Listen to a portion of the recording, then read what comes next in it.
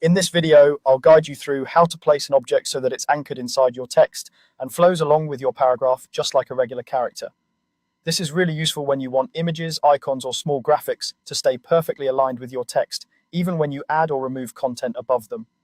Let's start by placing your object on the page. First, create or insert the object you want to use.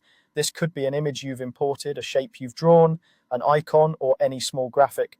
Make sure it's clearly visible on your page and positioned somewhere you can easily click on it.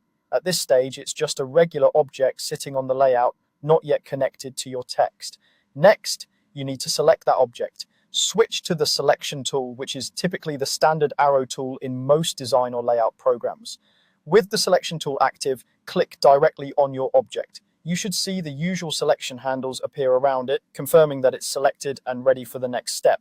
If you have multiple objects nearby, zoom in a bit and click carefully so you're sure you've selected the right one. Now it's time to cut or copy the object so you can paste it into your text. With the object still selected, you have two options. If you want to move the object from the page into the text, use Cut.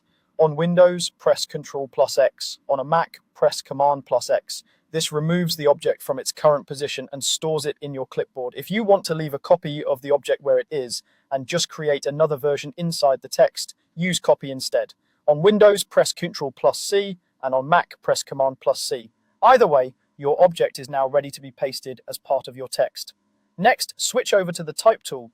This is the tool you use for editing and placing text. Click inside your text frame to place the text cursor exactly where you want the object to appear. Think of this as choosing the precise character position for your object. It could be in the middle of a sentence between two words or on its own in a separate line.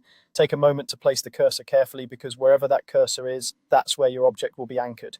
Now, paste the object into the text. With the text cursor active in your chosen spot, press Ctrl+V on Windows or Command+V on Mac. The object will appear directly in the text at the cursor position you selected. At this point, the object behaves like a character in the text flow.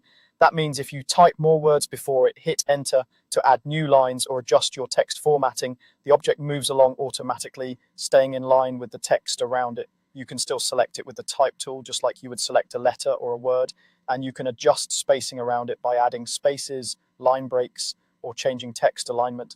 And that's all there is to it. By placing, selecting, cutting, or copying, switching to the Type tool, and pasting, you've turned a regular object into an anchored, inline element